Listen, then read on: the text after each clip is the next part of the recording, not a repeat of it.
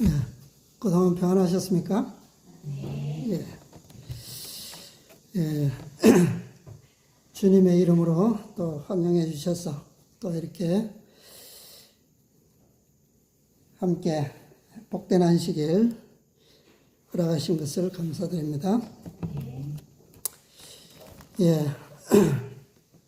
저는 요즘 공주서부터 시작된 말씀을 계속하려고 합니다. 이 야고보의 생애에서 평생에 받았던 그 계시들 5번의 계시에 대해서 말씀을 연구하고 있습니다. 그 중에 3번째 계시까지 왔는데요. 3번째 계시 중에 4번째 오늘 함께 말씀을 보도록 하겠습니다. 말씀을 보기 전에 조금 다른 주제의 말씀을 좀 드리고자 합니다. 자, 시대의 소망에 있는 말씀을 좀 보겠습니다. 시대의 소망 451페이지입니다. 소망 451페이지요. 예수에게 있어서 이 세상은 안일과 자신의 세력을 부식시킬 그런 장소가 아니었다. 그는 세상의 권세나 영광을 얻을 기회를 엿보지 않으셨다. 세상은 그에게 이와 같은 상급을 제공하지 아니하였다. 이곳은 그의 아버지께서 그를 보내신 곳이었다. 그는 세상의 생명을 위하여 구속의 큰 계획을 수행하도록 보내심을 받았다. 그는 타락한 인류를 위하여 당신의 일을 성취시키고 계셨다. 그러나 그는 외람되게 행하거나 위험 속으로 달려가거나 위기를 재촉해서는 안 될 것이었다. 그의 사업에 있어서 사건 하나하나마다 지정된 시간이 있었다. 그는 참을성 있게 기다리셔야만 하였다. 그는 세상의 미움을 받게 되리라는 것을 아셨으며 그의 사업이 그의 죽음을 초래할 것도 아셨지만 때가 되면 때가 되기 전에 자신을 드러내시는 것은 하나님의 뜻이 아닐 것이었다. 우리 과거에도 예수님의 생애를 보면서 이 말씀을 보았지만 예수님의 모든 생애는 특별히 공생애 가운데서 행하셨던 그 모든 사건 하나들은 다 지정된 시간이 있었다. 누가 지정한 시간입니까, 이게? 예수님께서 친히 짜신 시간표인가요? 누가 짜신 겁니까? 그런데 예수님만 생애의 모든 사건들이 지정되어 있었을까요? 그러면요. 예? 자, 성경의 기록들 우리 몇 사람만 언급하면, 자, 이사야의 예언 중에 고레스가 예언되어 있죠. 이미 수백 년 전인데, 그 예언은 왜 주셨습니까? 다니엘을 통해서 느부갓네살에 대한 꿈과 이상은 왜 알게 해주셨죠? 요셉에게 왜 바로와 애굽에 대한 꿈과 몽조를 왜 주셨습니까? 신약시대에는 왜 사도 요한에게 계시록의 기별들을 통해서 2000년 후에나 있을 이 마지막 백성들의 시간표들을 주셨습니까? 예, 하나님의 백성들이, 하나님의 교회가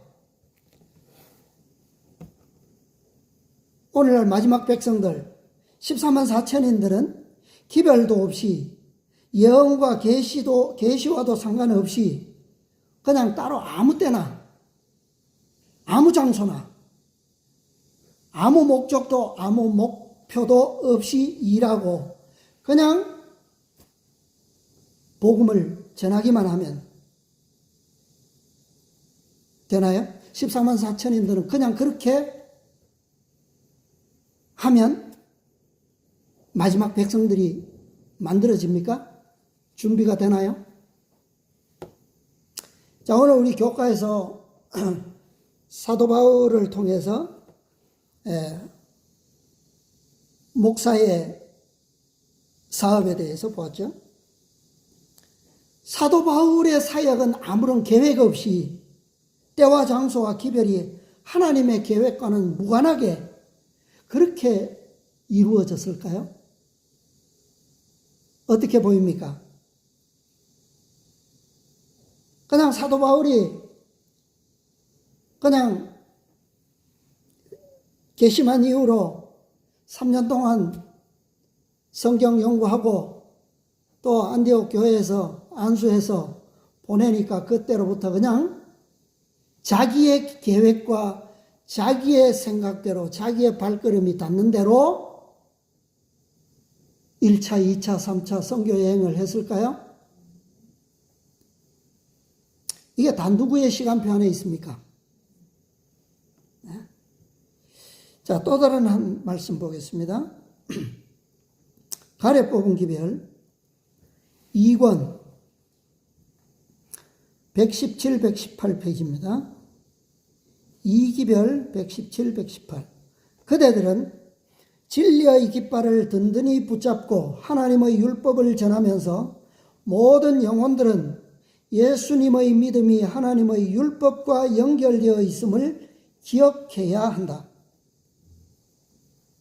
셋째 천사는 공중에 날고 있는 것으로 상징되었으며 큰 음성으로 저희는 하나님의 계명과 예수 믿음을 지키는 자라고 외치고 있다. 첫째와 둘째와 셋째 천사의 기별은 모두 연결되어 있다. 장엄한 기별이며 우리들에게 중대한 의미가 있는 영원 불멸한 진리의 증거들은 종식시킬 수 없는 종교계의 격렬한 반대를 일으켰다. 사탄은 이 기별들을 둘러싸는 흉악한 그늘을 던짐으로 하나님의 남은 백성들이 기별의 취지와 그 시기와 그 장소를 밝히 식별하지 못하도록 계속적으로 노력하고 있다. 그러나 그 기별들은 마지막 때까지 존재할 것이며 우리들의 신앙적인 활동에 능력을 더해 줄 것이다. 자, 예수님의 십자가는 무엇과 연결되어 있다고요? 하나님의 율법과 연결되어 있습니다. 하나님의 공의의 율법이 요구하는 것을 예수님의 십자가가 그 값을 지불했기 때문이죠. 율법이 그것을 요구하지 않았더라면 예수님께서 십자가에 굳이 그 죄값을 치르시기 위해서 달리시지 않아도 되었을 겁니다. 그래서 예수님께서 이 땅에 오셔서 때가 참에 이 땅에 오셨고 때가 참에 침례를 받으셨고 때가 참에 회개하라 천국이 가까웠느니라 라고 하는 기별을 전하셨어요. 때가 참에 예루살렘으로 올라가셨고 때가 되었으므로 굳이 대제사장들과 서기관들에게 그 다음에 강도들에게 잡히실 필요도 이유도 없으셨지만 굳이 잡히신 것은 왜요? 무엇 때문에요? 그분께서 율법의 요구에 의해서 공의의 죄값을 치르시기 위한 무엇이 되었기 때문에 때가 되었기 때문에 그곳으로 가셨고 그 일에 친히 뭐 하신 거예요? 잡히신 거예요. 자, 예수님의 십자가는 인류의 죄값에 대한 부정할 수 없는, 지워지지 않는 대가의 영수증입니다. 그죠? 인류의 죄값을 치르셨다라고 하는 영수증이 바로 십자가예요. 자, 세 천사의 기별이 무엇과 연결되어 있다고요? 세 천사의 기별도 율법과 연결되어 있다. 그런데 하나가 더 있어요. 뭐라고요? 셋째 천사의 기별의 결론을 보면 저희는 하나님의 계명과 율법과 또 무엇요? 예수 믿음을 지키는 자와 또 연결되어 있어요. 하나님의 계명만, 율법만 나오지 않고 세 천사의 기별 결론에는 예수 믿음을 지키는 자들도 함께 연결되어 있다라고 말씀하고 있습니다. 자, 왜 이들이 14만 4천인들이 하나님의 계명과 예수 믿음, 다시 말하면 예수님의 십자가와 연결되어 있을까요? 이들은 예수님께서 십자가에 치르셨던 그 죄값, 그리고 그 죄값을 치르시고 받은 그 영수증을 14만 4천인들이 어떻게 연결될까요? 이들의 생애와 품성을 통해서, 그죠? 이 땅은 물론이고 온 우주 세계 거민들 앞에서 다시 한번 이 영수증을 뭐 할 사람들이에요? 입증할 사람들이에요. 네. 자, 예수님께서는 내가 율법을 폐하러 온 것이 아니라 율법을 완전케 하려 오셨다라고 말씀하셨어요.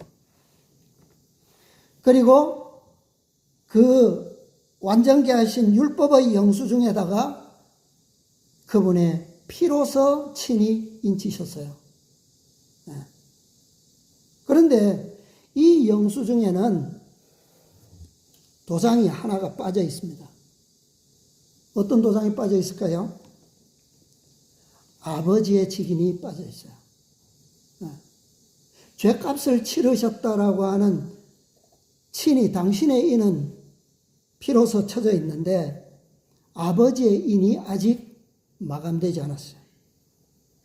2000년 전에 인치셨던 이 죄값의 영수증에 14만 4천인들이 다시 한번 하나님의 계명과 예수 믿음을 지키는 자들로서 아버지의 인을 받을 때에 받게 되면 하나님께서는 비로소 거기에다가 무엇을 치실까요?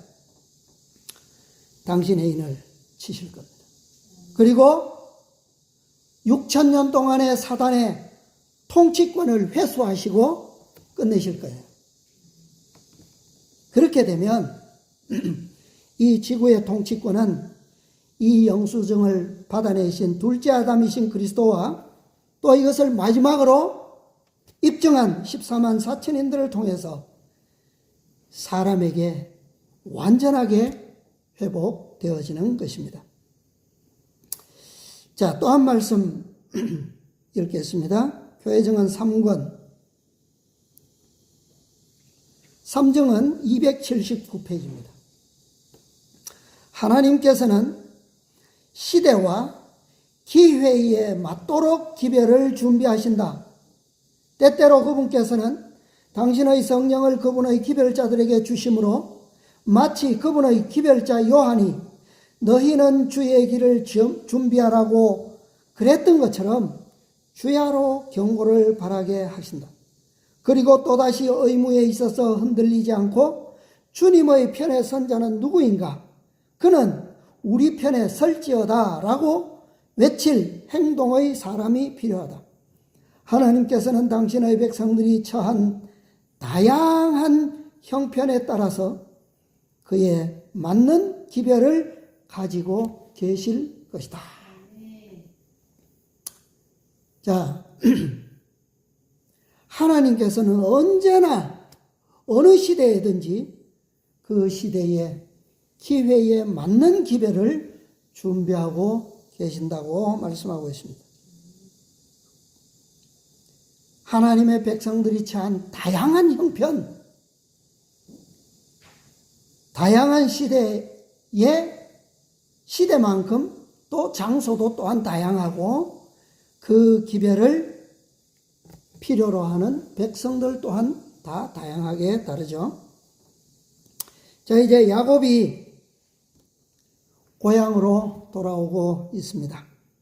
자, 야곱의 기별도, 야곱에게 주신 하나님의 기별도, 이것은 야곱이 살아온 계획에 의해서가 아니라 누구의 시간표에 의해서요? 하나님의 시간표에 의해서, 그분의 구속의 계획에 의해서 야곱에게도 기별이 주어진 거예요. 우리가 지금 그것을 보고 있고 또 이 시간에도 그것을 보고자 하는 것입니다. 자, 창세기 32장입니다. 여러 시간째 보고 있지만 다시 한번 또 보겠습니다. 창세기 32장 22절부터 보겠습니다. 자, 한번 읽어주세요. 22절. 밤에 일어나 두 아내와 두 여종과 11아들을 인도하여 야곱 나루를 건널세. 그들을 인도하여 시내를 건네며 그 소유도 건네고 야곱은 홀로 남았더니 어떤 사람이 날이 새도록 야곱과 씨름하다가 예. 자, 야곱은 여기에 밤에 두 아내와 두 여종과 11아들을 인도하여 어떻게 해요? 야복 나루를 건너게 했어요. 소유도 다 건넸습니다. 그런데 야곱은 뭐 했다고요? 홀로 남았습니다. 홀로 남았는데 그냥 있지 않고 뭐 해요? 어떤 사람과 날이 새도록 뭐 합니까? 씨름하죠. 자, 왜 건너지 않고 다른 아내들과 아들들은 다 건넸는데 왜 야곱은 홀로 남았을까요? 남은 이유가 뭘까요? 자, 어떤 소식을 들었습니까? 이제 돌아와서 이제 저 에돔 땅, 형 에서가 사는 곳으로 가는 길인데 이제 사자들을 먼저 보냈어요. 지금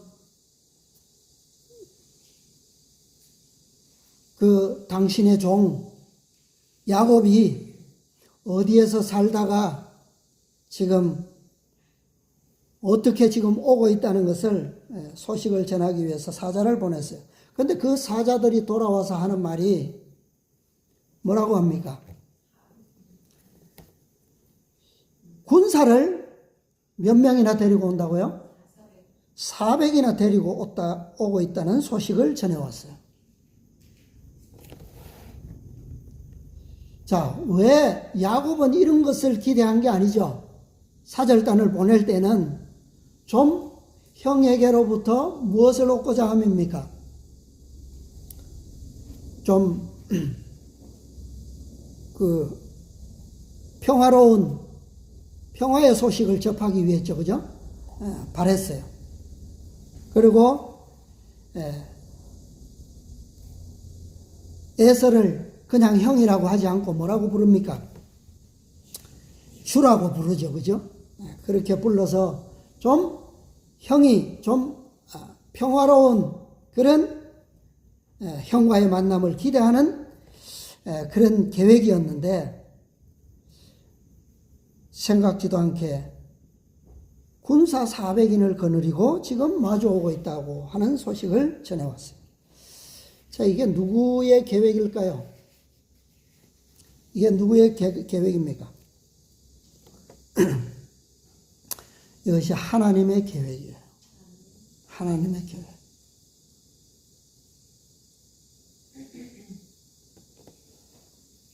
홀로 남은 것, 그리고 날이 새도록 야곱과 어떤 사람이 씨름하고 있는데, 이게 누구의 계획이라고요?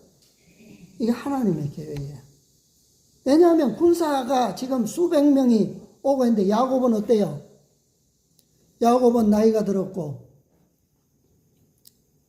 아들들은 지금 어때요? 아직 어려요. 뭐 가장 장성한 아들이래야 20살을 넘지를 않습니다. 그리고 아녀자들이에요. 그가 형과 맞서 싸울 힘이 있습니까?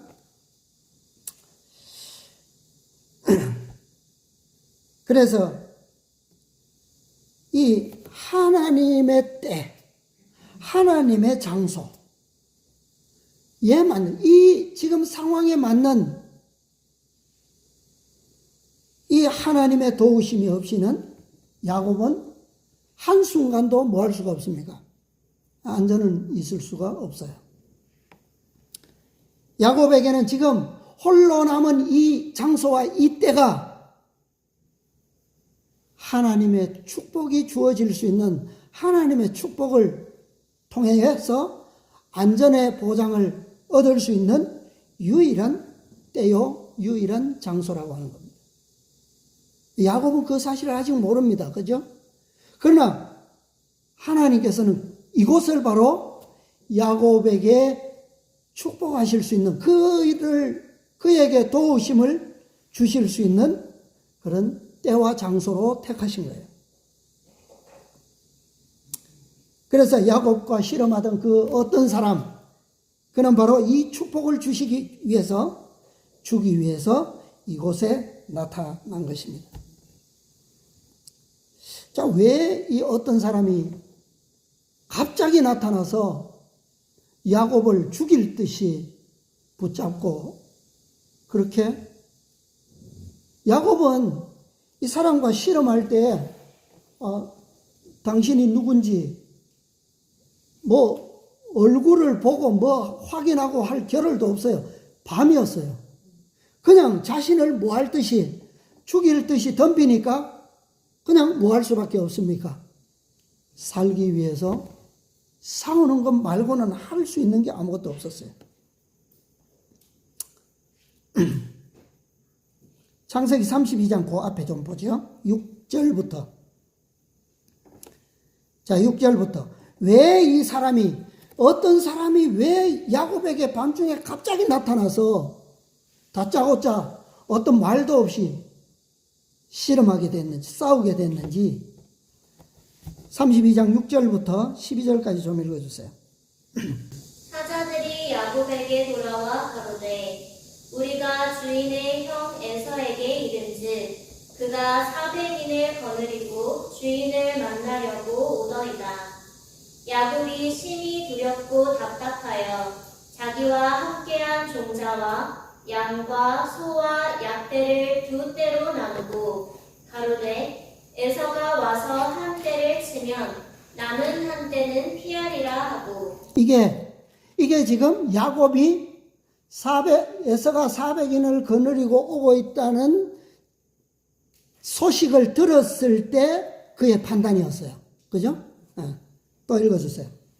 야곱이 또 가로되 나의 조부 아브라함의 하나님, 나의 아버지 이삭의 하나님 여호와여, 주께서 전에 내게 명하시기를 내일보라 내 족속에게로 돌아가라.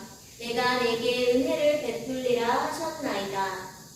나는 주께서 주의 종에게 베푸신 모든 은총과 모든 진리를 조금이라도 감당할 수 없사오나 내가 내 지팡이만 가지고 이 요단을 건넜더니 지금은 두 때나 이루었나이다. 내가 주께 간구하오니 내 형의 손에서 에서의 손에서 나를 건져내시옵소서. 내가 그를 두려워하오는 그가 와서 나와 내 처자들을 칠까 겁내니이다. 주께서 말씀하시기를 내가 정녕 내게 은혜를 베풀어 내 시로 바다의 셀 수 없는 모래와 같이 많게 하리라 하셨나이다. 예. 자, 여기 보니까 야곱이 지금 형 에서의 손을 지금 위기죠, 그죠? 예. 분명히 그에게는 전에 없던 위기를 만나게 된 겁니다. 자, 그런데 이 야곱이 하나님께 기도하는데 무엇으로 기도하고 있습니까, 지금? 하나님께 무엇을 지금 주장하고 있어요? 야곱이 20년 동안 방랑의 세월을 보내면서 그가 뭐 실수한 게 있나요? 죄 지은 게 있나요? 있었어요? 근데 그것은 주장하지 않고 뭘 주장해야 합니까, 지금? 모든 것이 다 뭐라고요? 하나님의 축복이요, 은혜인 것을 주장하면서 지금 더 야곱이 하나님께 상기시키는 것은 과거에 주셨던 계시의 약속들이죠, 약속들. 예. 그죠? 그 베델에서 첫 번째 주셨던 그 약속. 그 다음에 지금 오는 길에 만났던 두 군대를 만났던 그 계시. 이것들을 통해서 그는 지금 하나님께서 나에게 하셨던 약속, 내가 한 것이 아니라 누가요? 당신이 내게 주셨던 그 약속을 이제 나를 위해서 뭐 해달라고요? 이룰 수 있도록 지금 위기에서 나를 구원해 주십사 하라고 하는 주장의 기도를 하고 있는 거죠. 자, 이것은 이 상황을 하나님께서 야곱을 위해서 만드신, 정하신 계획 시간표입니다. 야곱은 이것을 몰라요. 그런데 하나님께서 야곱의 생애를 주장하시고, 왜냐하면 야곱이 이미 떠날 때부터 이 계획을 그에게 뭐 하셨어요? 장래의 모든 것을 다 보이시지는 않았지만 네가 가는 모든 길에 내가 너와 함께 하겠노라고 약속하시면서 말씀하셨어요. 이 시간표에 의해서 야곱이 지금 오고 있는데, 야곱은 앞으로 하나님께서 어떻게 인도하실지는 모르지만 한 가지 확실한 건 있어요. 뭡니까? 이 일이 12절에 정녕 내게 은혜를 베풀어 내 시로 바다에 셀 수 없는 모래와 같이 많게 하리라 하셨나이다. 이 일이 이루어질 때까지는 뭐 하실 거예요? 그를 보호하시고 도우시고 인도하실 거라는 거죠. 그가 할 수 있는 주장은 이거밖에 없는 거죠. 그래서 이 시간표에 인간이 믿음으로 응하면 하나님께서는 그것을 뭐 하십니까? 이루어 주시는 거예요. 그러나 실패하면 이 계획은 어떻게 됩니까? 다른 시간에, 다른 환경에서, 다른 모양으로 성취될 겁니다. 그러나 시간은 뭐 할 수밖에 없어요? 지체될 수밖에 없죠. 자, 오늘날 현대의 야곱은 이 지점에서 하나님의 시간표의 계획을 성취하는 일에 있어서 실패한 역사를 우리가 알고 있습니다. 그것도 2번씩이나. 그래서 그 계획이 오늘 우리에게까지 기회가 연장되어 왔어요. 사실은 야곱처럼 야곱이 야곱의 생애는 우리를 위한 표상인데, 야곱처럼 그들이 믿음으로 오늘 현대의 야곱이 믿음으로 하나님의 계획표에 받아들였더라면 오늘 우리는 이 기회를 차지할 그 무엇도 없었을 겁니다. 그런데 이것이 실패함으로 인해서 오늘 우리에게 기회가 온 거예요.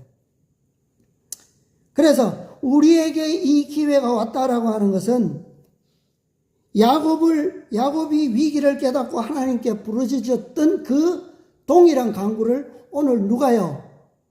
우리가 올려야 될 필요성을 우리가 배우는 겁니다. 그렇죠?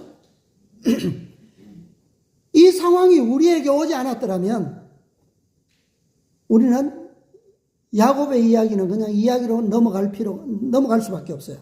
그런데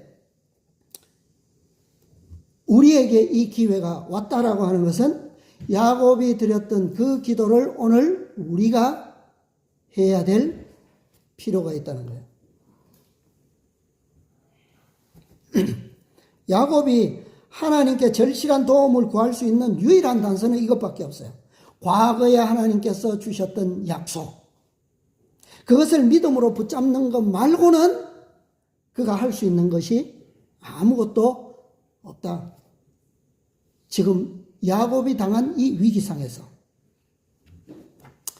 오늘 우리의 기도도 믿음으로 약속을 붙잡는 것 말고는 할 수 있는 게 없다라고 하는 겁니다. 자, 교육 258페이지에 보면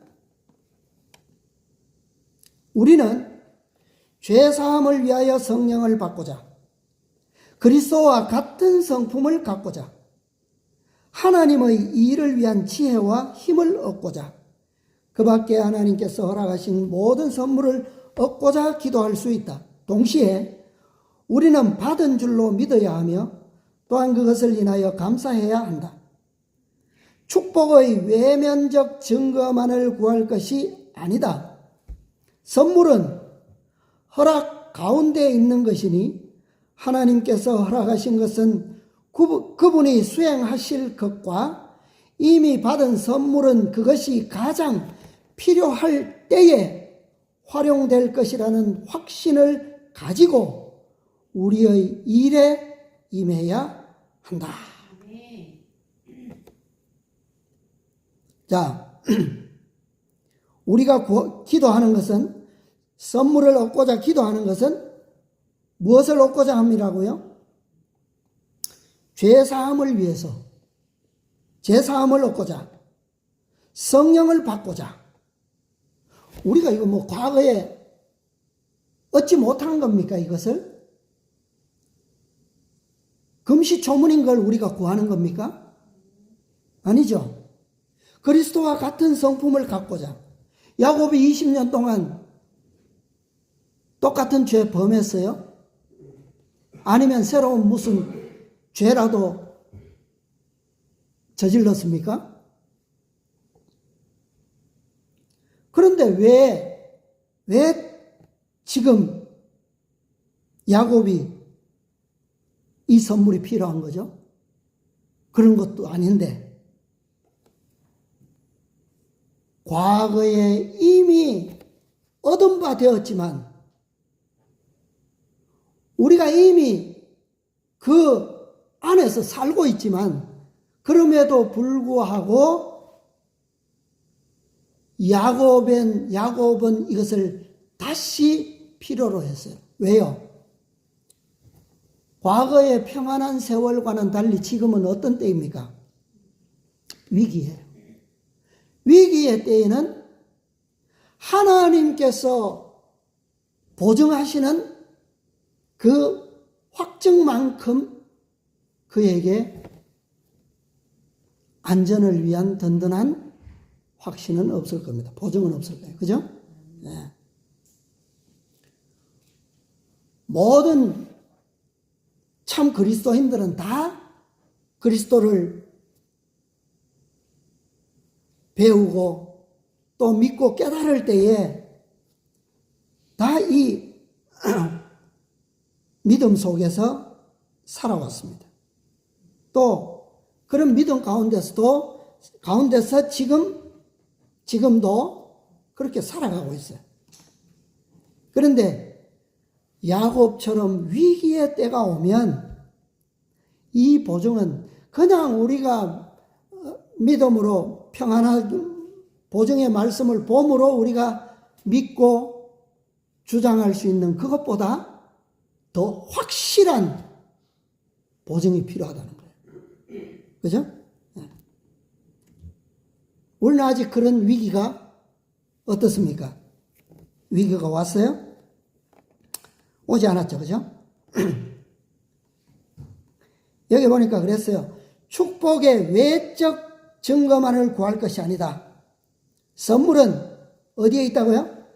허락 가운데 있는 것이니 하나님께서 허락하신 것은 그분이 수행하실 것과 이미 받은 선물은 그것이 가장 필요할 때에 뭐 된다고요?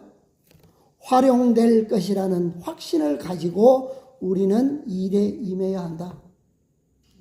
지금 우리의 삶은 이렇게 되어야 된다는 거예요. 지금. 그러니까 우리의 지금 확신은 평안할 때에 가질 확신이 아니라 위기의 때에 보증해 줄 확신이 필요하다는 거예요. 지금. 야곱이 약복강에서 홀로 남은 것은 바로 이 능력을 얻기 위한 거예요. 이 보증을 얻기 위한 거예요. 네. 그 보증이 우리에게는 어떤 보증일까요? 우리에게는 무엇일까요? 그것이 우리에게 야곱에게는 그것이 무엇이었습니까? 그 보증이 내 이름이 야곱이다마는 다시는 야곱이라 부를 것이 아니요 무엇이라 부르겠다고요? 이스라엘이라 부를 것이라. 이게 그에게는 가장 확실한 보증이었어요. 우리에게는 무엇일까요? 그 보증이 우리에게는 아까 뭐라 그랬습니까? 교육 처음 우리는 죄사함을 위하여 무엇을 받고자? 성령을 받고자 그리스도와 같은 성품을 받고자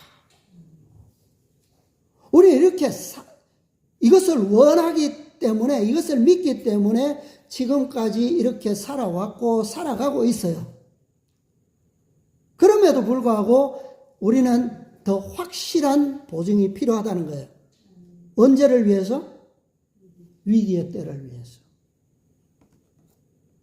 그러면 우리가 지금 평안한 때에 이 앞으로 있을 위기의 때를 위한 확실한 보증, 그것은 뭘까요? 우리가 환난 앞에 있게 될 사건이 뭡니까? 지금과 환난 사이에 끼어 있는 사건이 뭐예요? 그게 늦은 비예요. 늦은 비의 능력을 받지 않고는 결코 환난의 위기를 통과할 수 없기 때문입니다. 늦은 비의 능력은 모든 상황을 변화시킴으로 목적을 성취하도록 해줍니다. 이 늦은 비의 능력이 없이는 이 경험이 없이는 상황의 변화는 일어날 수가 없어요. 그런데 늦은 비는 생각해 보면 전혀 새로운 능력이 아니에요. 그죠? 새로운 게 아니에요. 이미 이른 비를 통해서 주어졌던 용서와 품성과 지혜와 능력이 이미 있는 거예요. 그죠? 이미 주어진 거예요. 그런데 늦은 비는 뭐가 다르다고요? 늦은 비가 다른 것은 이미 주어진 선물들에 대한 충만. 아까 여기 그랬어요. 이미 받은 선물은 그것이 가장 필요할 때에 활용될 것이다. 네. 그런데 앞으로 올 위기는 어떻습니까? 과거에 우리가 겪어왔던 때의 상황들과는 어때요? 상황이 다른 거예요. 그죠? 상황이 다르기 때문에 이기는 능력과 지혜와 모든 확신은 다 똑같아요. 똑같지만 상황이 다르기 때문에 능력의 분량이 다르다는 거예요. 그래서 이 늦은 비의 인침이 없이는 우리는 앞으로 있을 위기에 결코 뭐 할 수 없다는 겁니까? 안전할 수 없고 승리할 수 없다는 얘기입니다. 영원한 안전, 앞으로 있을 위기는 그게 필요해요. 영원한 안전이 필요하고 영원한 승리가 필요한 위기인데 이것은 오직 하나님의 완전의 축복, 충만의 축복, 능력의 충만으로만 얻어질 수 있는 것이라는 거예요. 자, 창세기 다시 계속 좀 보겠습니다. 25절. 그 사람이 자기가 야곱을 이기지 못함을 보고 야곱의 환도뼈를 치매 야곱의 환도뼈가 그 사람과 씨름할 때에 위골되었더라. 26절. 그 사람이 가로되 날이 새려하니 나로 가게 하라. 야곱이 가로되 당신이 내게 축복하지 아니하면 가게 하지 아니하겠나이다. 예. 자, 이 상황은 어떤 상황입니까? 자, 그 사람이 가로되 날이 뭐 한다고요? 세려하니 나로 보내다오, 가게 하라. 근데 야곱의 대답은요, 날 세는 것과는 나는 상관없다. 오직 나한테 중요한 건 뭐예요? 내게 뭐 하지 않으면, 축복하시지 않으면 내가 보내드리지 않겠습니다. 가능한 얘기예요. 자, 우리의 상황적 사건들로 봤을 때 이러한 상황이 예수님께서 지성소에 계실 때입니까? 아니면 계시지 않을 때입니까?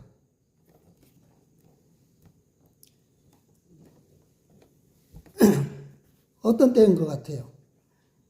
자, 부조와 선지자 201페이지에 보면 이때를 야곱이 실험하던 이 밤의 시련을 어느 때라고 가리키고 있느냐 하면 7재앙의 시기, 야곱의 환란의 때를 가리키고 있어요. 그런데 지금 야곱이 겪은 이 경험은 과연 7재앙의 때에 맞는 상황일까요? 부조와 선지자 201페이지 좀 보겠습니다. 야곱이 실험하고 고민하던 밤에 겪은 경험은 그리스도께서 재림하시기 직전에 하나님의 백성들이 겪어야 할 시련을 나타낸다. 이 시련이 언제예요? 무슨 시련입니까? 야곱의 환란이죠. 7장. 선지자 예레미야는 거룩한 이상 가운데 이 때를 내려다보고 우리가 떨리는 소리를 들으니 두려움이요 평안함이 아니로다. 그 얼굴 빛이 창백하여 보임은 어찌미뇨? 슬프다 그날이여 피할 데 없이 크니 이는 야곱의 환란의 때가 되미로다마는 그가 이에서 구하여냄을 얻으리로다 고 말하였다. 그리스도께서 인류를 위하여 중보자로서 그의 사업을 끝내실 때에 이 환란의 때가 시작될 것이다. 언제요? 중보가 뭐하면? 끝나면 환란의 때가 시작될 것이다. 그 때에는 영혼 개개인의 문제가 결정될 것이며 더 이상 죄로부터 정결케 하는 속죄의 피가 없을 것이다. 예수께서 하나님 앞에서 인간을 위하여 봉사하시던 중보자의 자리를 떠나실 때에 불의를 하는 자는 그대로 불의를 하고 더러운 자는 그대로 더럽고 의로운 자는 그대로 의를 행하고 거룩한 자는 그대로 거룩되게 하라는 엄숙한 선고가 내려진다. 그때에 억제하시는 하나님의 성령은 지상에서 떠나가신다.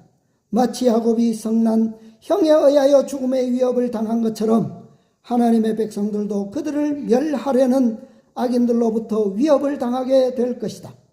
야곱이 에서의 손에서 구원함을 받기 위하여 밤새도록 씨름한 것처럼 의인들은 그들을 둘러싼 원수들로부터 구원함을 받기 위하여 밤낮으로 하나님께 부르짖을 것이다. 자, 이 말씀으로 비추어 보면 야곱이 씨름하던 밤은 분명히 언제입니까?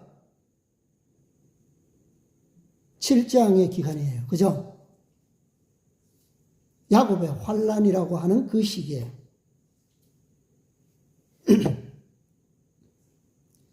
날이 새어 새 이스라엘이라고 하는 새 이름을 받은 것은 일곱째 재앙 초기에 뭐가 있어요? 하늘에서 어떤 음성이 들립니까? 평화의 언약이 선포되죠. 꼭 그것처럼 이해될 수가 있어요. 이스라엘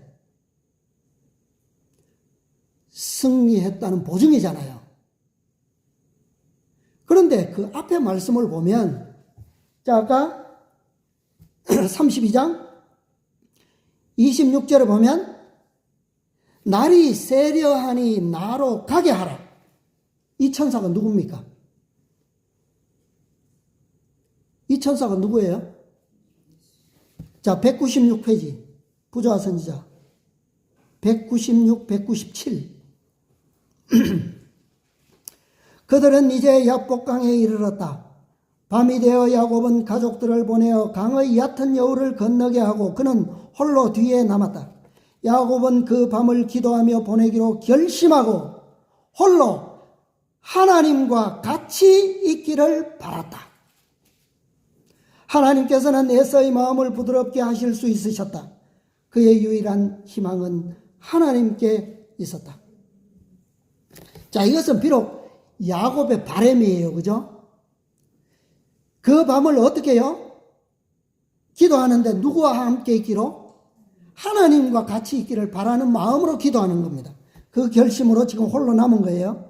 그곳은 야수들이 자주 나타나는 한적한 산악지대였고 강도들과 살인자들의 은신처였다. 야곱은 혼자 아무 방비도 없이 비통한 마음으로 땅에 엎드려 있었다. 밤중이었다. 그의 사랑하는 이들은 모두 멀리 떨어져 있었으며 그는 언제 위험과 죽음을 당하게 될지 알 수 없었다. 무엇보다 그의 마음을 가장 아프게 한 것은 무죄한 사람들에게 이런 위난을 몰고 온 것은 자기 자신의 죄라는 생각이었다. 그는 진지한 탄원과 눈물로 하나님 앞에 기도하였다. 갑자기 거센 손이 그를 붙잡았다. 그는 원수가 자기를 죽이려 하는 줄로 생각하고 공격자의 손아귀에서 빠져나오기 위해 몸부림쳤다. 어둠 속에서 두 사람은 이기기 위해 서로 싸웠다. 한마디 말도 없이 야곱은 혼신의 힘을 다해 싸웠으며 한순간도 그의 노력을 늦추지 않았다. 이처럼 그가 자기의 생명을 싸우는 동안 죄책감이 그의 영혼을 억눌렀으며 그의 죄가 되살아나 그를 하나님께로부터 떼어놓으려 하였다. 그러나 그는 무서운 궁지에 빠져 있었지만은 하나님의 약속을 기억하고 전심으로 하나님의 자비를 간청하였다. 투쟁은 거의 동틀 때까지 계속되었는데 그때 그 이상한 사람이 그의 손가락을 야곱의 환도뼈에 대자 그가 곧 절개되었다. 그리하여 야곱은 이제 그가 더불어 싸우는 상대자가 누구인지를 분별하게 되었다. 그는 자기가 하늘의 사자와 씨름하고 있었다는 것을 알게 되었으며 이것이 바로 그가 거의 초인간적 노력을 했음에도 불구하고 승리를 얻지 못한 원인이었다. 야곱에게 자신을 나타내신 분은 언약의 천사 누굽니까? 그리스도였다.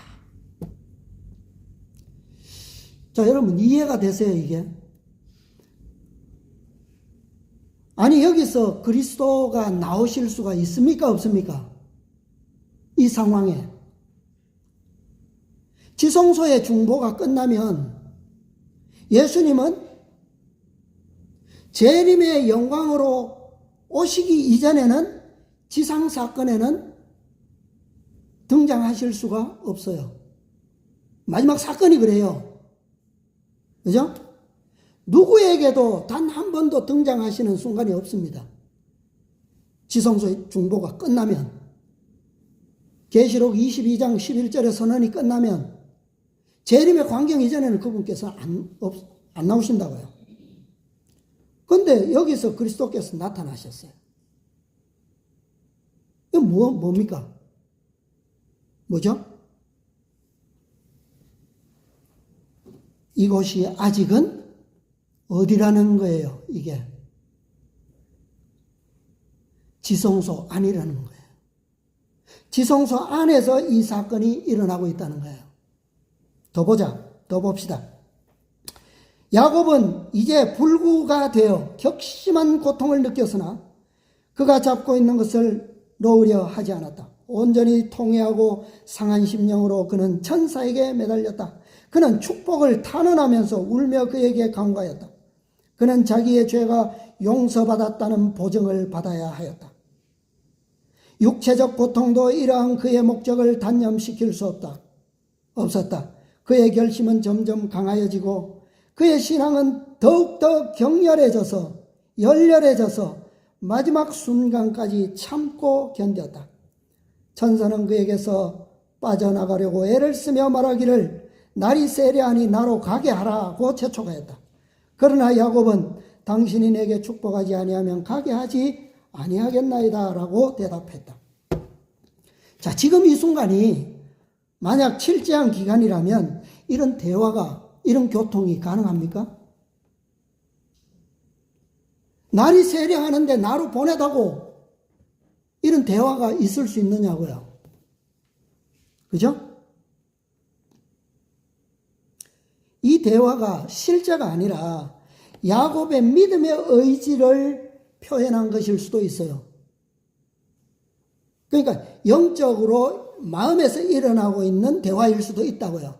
그러나 7재앙 때 14만 4천인들의 탄원은 그리스도께 드리는 탄원이 아니고 누구에게 드리는 탄원이에요? 네? 아버지께 드리는 기도예요. 아버지께. 그죠? 날이 세려하니 나로 가게 하라는 말은 이때에도 그리스도의 중보가 뭐 하고 있다는 얘기입니까? 아직 끝나지 않았다는 얘기예요. 이 말씀을 보면. 만일 이 말이 자만하고 생략하겠습니다. 그 다음 문단. 야곱은 천사와 힘을 겨루어 이겼다. 이 죄 많고 잘못이 많은 인간이 겸손과 회개와 자포자기를 통해서 하나님의 임금과 겨루어 이겼다. 자, 이 이기는 순간이 바로 이 씨름인데 7재앙 기간 동안에 회개하고 자포자기해서 이깁니까? 아니, 이 일이 7재앙 동안에 야곱의 환난 동안에 그 하나님께 매달리는 간구를 통해서 이 경험이 이루어지냐고요. 그는 하나님의 약속들을 떨리는 손으로 붙잡았으며 사랑이 무한하신 분께서는 이 죄인의 호소를 물리칠 수 없으셨다. 7재앙 기간 동안에 뭐 이런 게 있어요? 이 경험이 7재앙 기 동안에 이루어진다는 건 불가능해요. 속임수로 장자의 명분을 빼앗은 죄가 이제 그의 앞에 분명하게 드러났다. 그는 하나님의 약속을 신뢰하지 않고 하나님께서 당신 자신이 정하신 시간에 당신이 정하신 방법으로 이루실 그것을 자기 자신의 노력으로 이루고자 하였다. 그가 용서받았다는 증거로서 그의 이름이 그가 범한 죄를 생각나게 하는 이름으로부터 그의 승리를 기념하는 이름으로 바뀌었다. 이름 바뀌는 게 이 기간 동안에 있을 수 있느냐고요. 중보가 다 끝났는데 무슨 승리의 이름을 바꿔줍니까? 그죠? 운명이 이미 다 결정되었는데. 천사는 내 이름을 다시는 야곱이라 부를 것이 아니요 이스라엘이라 부를 것이니 이는 내가 하나님과 사람으로 더불어 겨루어 이겼음이라고 말했다. 야곱의 환란기 동안에는 누구와 싸우는 겁니까? 누가 싸우는 거예요? 기도는 하나님께 드리지만 투쟁은 실제로 누구하고 하는 거예요?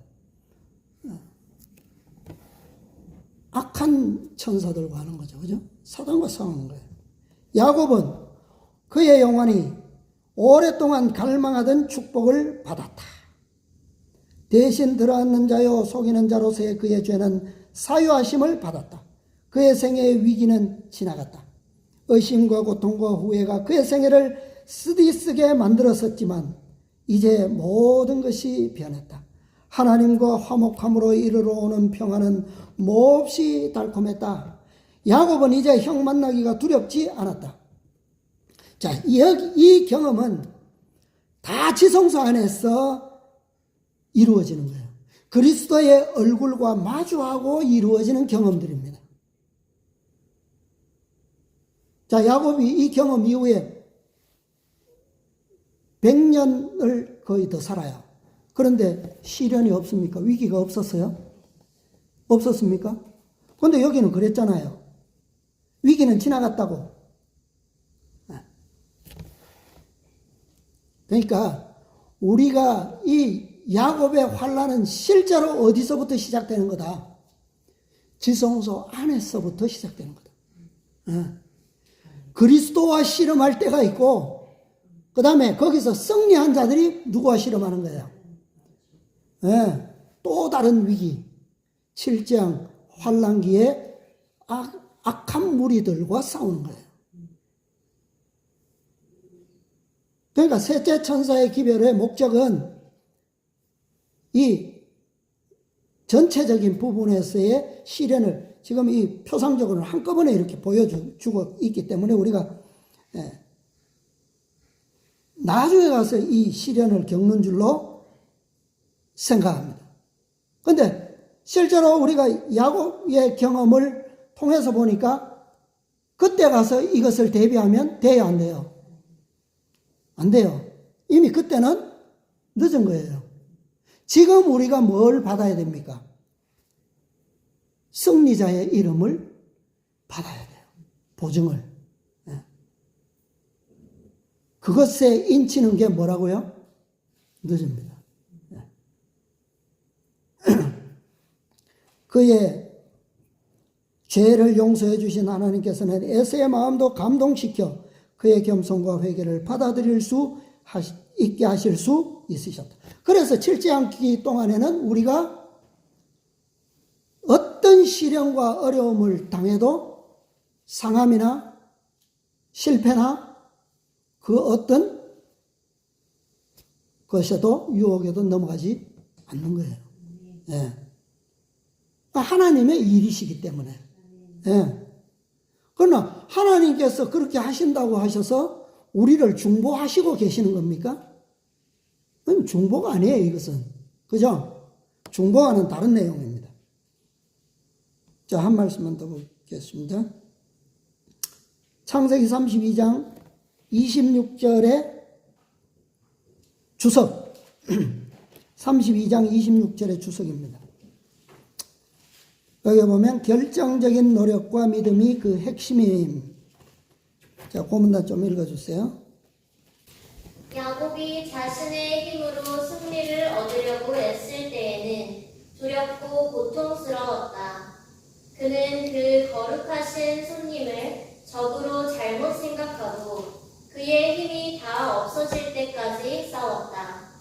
그러나 그가 하나님의 자비에 자신을 내어 던졌을 때에 그는 원수의 손에 있는 것이 아니라 무한하신 사랑의 팔에 안겨있다는 것을 알게 되었다. 그는 하나님을 얼굴과 얼굴로 대면하여 보았고 그의 죄는 용서를 받았다. 네, 아멘. 거기까지 보겠습니다. 상태에서 진짜 야곱의 환난, 예레미야가 예언한 그 환난에 들어가는 거예요. 그러니까 지금 이 야곱의 실험하는 이 장면은 힘이 다 없어질 때까지 싸웠던 이 장면은 환난기에 있을 게 아니고 어디에서 이루어지는 경험이라고요? 지성소 안에서 이루어지는 경험이라는 거예요. 얼굴과 얼굴을, 하나님의 얼굴과 대하여 마주하면서 실험하는 장면입니다, 이게. 네. 승리할 수 있는 방법. 오늘 우리 교과에서 사도 바울의 경험과 같아요, 이것은. 모세의 경험과 같습니다. 어떻게 될 때? 우리가 우리 자신의 무가치함을 절실하게 명확하게 깨닫게 될 때, 그리스도께서 우리의 무력함을 일깨우시기 위해서 한 대 탁 치니까 그때 깨닫는 거예요. 그때 그 깨달음 속에서 뭐 하는 거예요? 모든 것을 내려놓고 완전한 믿음으로 그분께 내어 맡길 때, 그때 뭐가 주어진다고요? 승리의 이름이 주어진다는 거예요. 네. 이 일이 있기 전에는 우리가 아무리 평생을 믿음으로 살아왔다고 그래도 필드에 나가면 다 그냥 실패입니다. 하나님의 영광에 무한하신 예수님께서 이 일을 위해서 이 땅에 오셨고, 이 우리의 승리를 위해서 그분께서 어떠한 생애를 사시고 돌아가셨는지 희생하셨는지 그 위대함을 우리가 알 때에 우리는 다 내려놓을 수 있어요. 제자들이, 12제자들이 십자가를 봄으로 비로소 그것을 깨닫게 된 거예요. 그러나 사도 바울은 제자로서 따라다닌 게 아니잖아요. 핍박했지만 한순간에 그는 셋째 하늘의 영광을 볼 때에 그것을 다 깨달았어요. 그때로부터 그의 생에는 한 번도 돌아선 적이 없습니다. 이게 오늘 마지막 백성들이 경험할 경험이에요. 이 믿음이 오늘 우리에게 필요하다는 겁니다. 늦은비는 사업적인 사건이기는 하지만 한편으로는 뭐예요? 환난의 때에 안전한 덮개로서의 목적도 동시에 가지고 있다는 사실이에요. 우리가 이것을 기억하고 우리가 정말 하나님의 말씀 안에서 우리가 그분의 영광 안에 우리의 무력함을 동시에 깨닫지 않으면 이 일은 일어나지 않을 겁니다. 그래서 야곱이 20년 동안 그렇게 견딜 수 있었던 것도 하나님의 시간표 속에 이것이 있었고 늘 그런 믿음의 보증 안에서 그가 살아왔고, 정말 위기 앞에서는 이런 새로운 이름의 보증이 없이는 불가능한 것을 그가 깨달았기 때문에 이런 경험이 하나님의 섭리 안에서 주어지게 된 겁니다. 이것은 온전히 이 마지막 때에 승리할 백성 14만 4천인들을 위해서 주어진 경험이라고 하는 사실을 우리가 깊이 명심하시고, 우리가 이 이스라엘 이름에 대해서는 다음 시간에 보게 될 텐데요. 이 이름이 주는 의미가 얼마나 우리에게는 놀라운 축복이고 위대한 선물이라고 하는 것을 다시 우리가 배우게 될 겁니다. 믿음으로 승리하실 수 있는 우리 모두의 믿음이 되시기를 바라면서 마치겠습니다.